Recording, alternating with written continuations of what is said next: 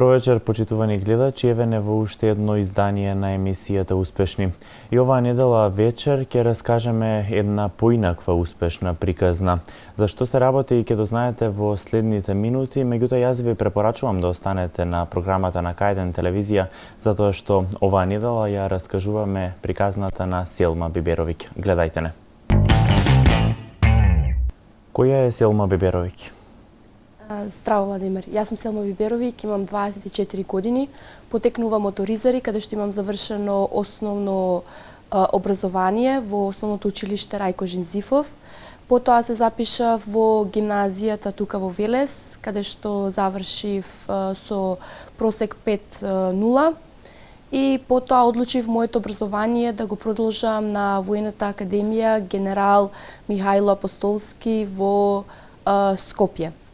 Образованието во Воената академија траеше 4 години, во кои што беа вклучени академскиот дел, воените науки и потоа тактичкиот дел од воените науки. Имавме голем број на воени вежби, голем број на курсеви, обуки кои што беа организирани таму. Воедно ние бевме и првата генерација на жени кои што им беше дозволено да се школуваат на Воената академија. Вкупно бевме 7 и сите 7 успешно бевме промовирани во 2013 година во чин подпоручник. Од каде желбата токму за Воена академија? Па по средното образование, нели секој мисли каде сака и каде се пронаоѓа во која професија и што би можел да го работи цел живот.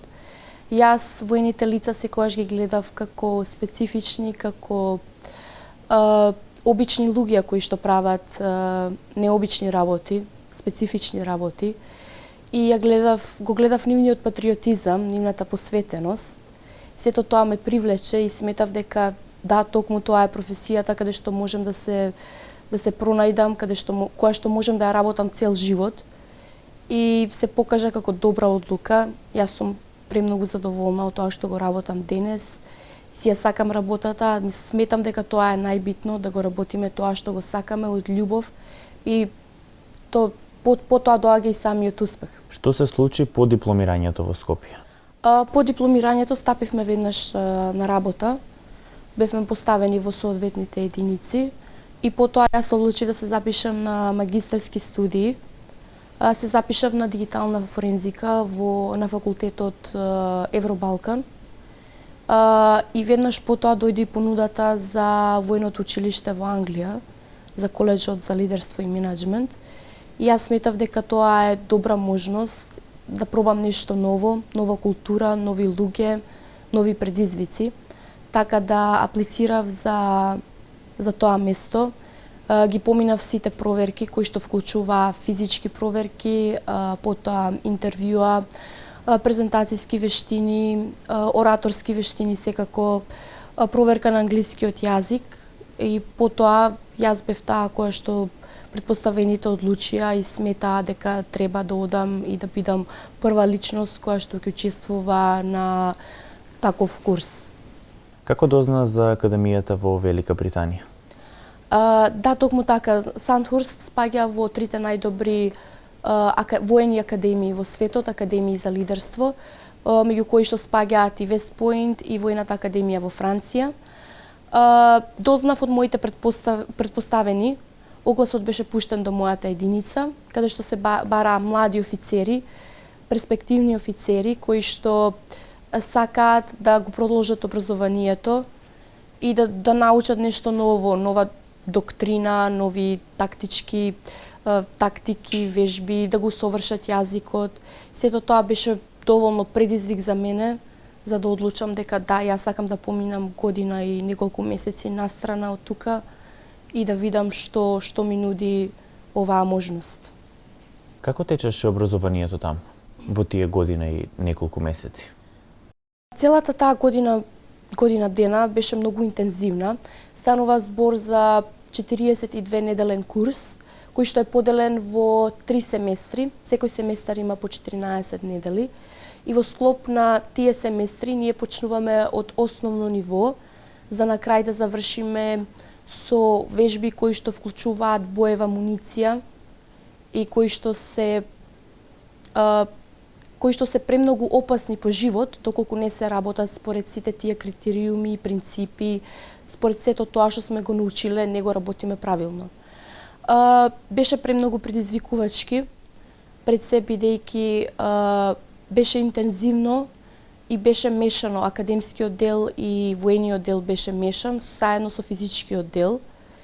Да се учи рамо до рамо со британските офицери е навистина голема чест, бидејќи Британија има војска која што е позади себе има голем број на успеси, голем број на знаења и навистина има што да се научи од нив.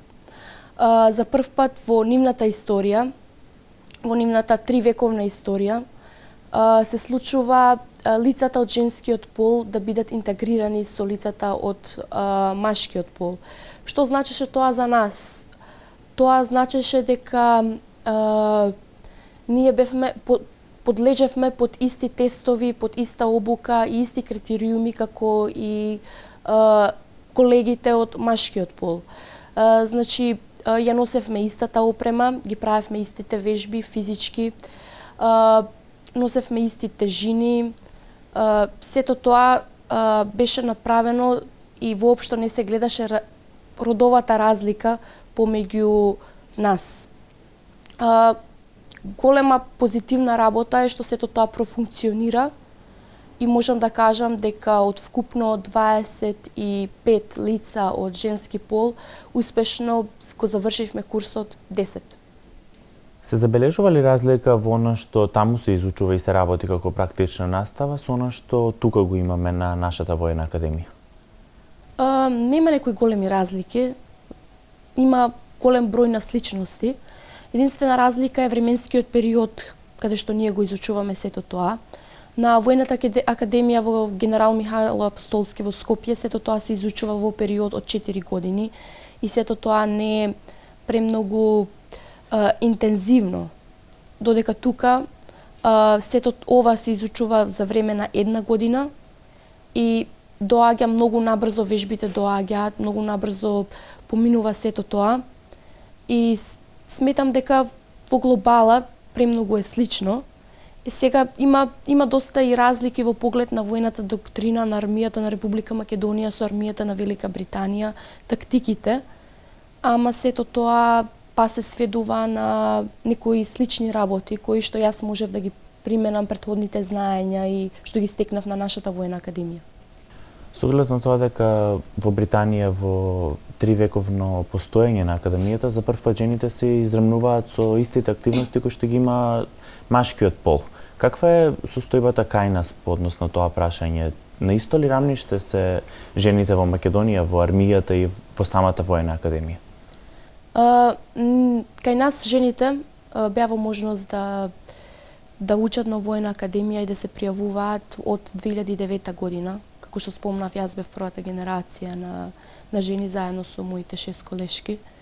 И сметам дека е многу позитивна работа. И сметам дека секоја индивидуа, без разлика на половата припадност, е спремна да го даде максимумот од себе и да напредува. Во иднина не го гледам ова како проблем и сметам дека сите индивидуи треба да се гледаат како личности со одредени квалитети и способности, кои што се спремни да работат, да докажат дека се способни да дадат свој придонес и да направат некоја промена во својата армија. Сметам дека токму и британците го воочиле тоа и дека еве од минатата година го применуваат и се покажа како успешно и сите евалуации и сите коментари беа позитивни во однос на тоа и сметам дека они ќе продолжат со интеграцијата и со целосна рамноправност и на жените и мажите. Пишуваш историја, стана првата македонка која што дипломирала на оваа престижна академија во Британија. Свесна ли си за твојот успех и дали се гордееш со целото тоа? Ова е голем чекор за мене, како и за армијата на Република Македонија, во однос на соработката со оваа воена академија. Драго ми е што јас сум прва која што го почна сето ова, а во иднина се надевам дека ќе има и еден голем број на други офицери кои што ќе имаат оваа прекрасна можност да се образуваат, да се дообразуваат на воената академија Сандхорст. Нанижа доста успеси. Каде е сега во моментов Селма? Во моментот, па ме немаше година и неколку месеци.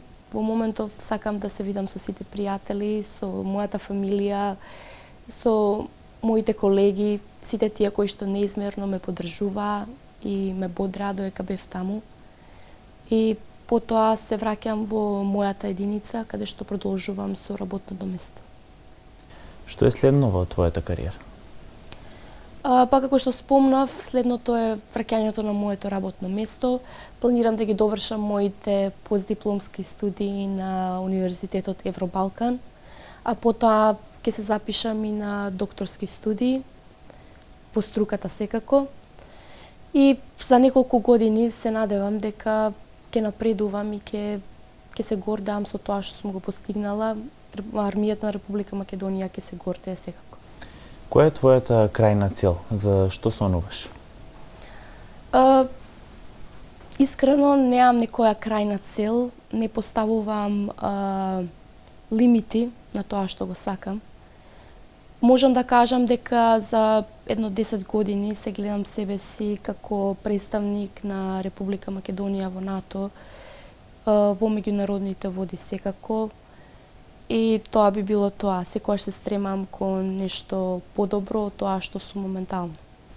Нанижуваш доста успеси со твоето хоби, бразилската џиу-џица. На кои се надпревари си учествувала, кои награди ги имаш освоено? Бразилско џиу-џица тренирам повеќе од 4 години. Во првите 3 години интензивно. И прво беше како хоби. Потоа одлучив да се надпреварувам. Си имам надпреварувано скоро секаде во Балканот, што ги вклучува Бугарија, Србија, Хрватска, тука во Македонија, на поголеми и помали надпревари. Имам освоено и голем број на метали, златни, сребрени, бронзени. Тоа е како хоби покрај мојата професија, која што бара многу пожртвување и завзема голем дел од моето време. Бразилското џиу-џица дојде како во втор план. За оние гледачи што не знаат, што всушност представува бразилското џиу-џица? Бразилското џиу-џица е боречка вештина која што потекнува од Бразил, од Хелио Грейси. И негова првична цел била да развие вештина која што ќе му овозможи на помалите и не толку силните противници со помош на техника, принципите и концептите кои што се користат во бразилското џиу-џица да бидат во можност да се одбранат и да победат посилен противник. Токму тоа е убавината во бразилското џиу-џица, токму и тоа ме привлекува кај оваа боречка вештина. До сега имам пробано еден голем број на боречки вештини кои што вклучуваат карате, бокс, мешани боречки вештини, но сепак себе си се пронајдов во бразилското џиу-џица, бидејќи е техника која што е и многу поволна за жени, бидејќи вклучува дел кој што е самоодбрана за жени.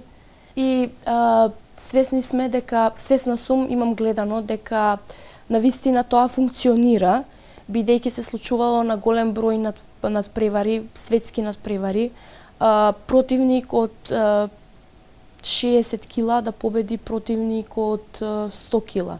Навистина е чудно, ама верувајте функционира. Би сакала да искористам оваа прилика да ги поканам сите припаднички на понежниот пол, ја би рекла на посилниот пол, доколку сакаат да не посетат во Скопје. Јас повторно ќе активирам групата за бразилско џиу-џица за жени и самоодбрана, па доколку сакаат да не посетат и да видат што е тоа, како се работи и што всушност значи, бидејќи додека не пробаш не можеш да знаеш што значи тоа и што представува. да пробаат, да повежбаат, па да видат дали одговара тоа за нив. Како се стигнува до успехот? Тоа е многу тешко прашање и сметам дека секој има различен одговор. Лично за мене тоа значи многу напорна работа и пожртвуваност. Би рекла 99% напорна работа и 1% среќа. И сметам дека што и да работите пред се, треба да го работите со љубов и тоа треба да ви представува задоволство, а потоа самиот успех ќе си дојде на свое место. За крај останува да ти се заблагодарам за твоето гостување во емисијата Успешни и за твојата приказна која што ја раскажавме на денешните наши гледачи. Благодарам, Владимир.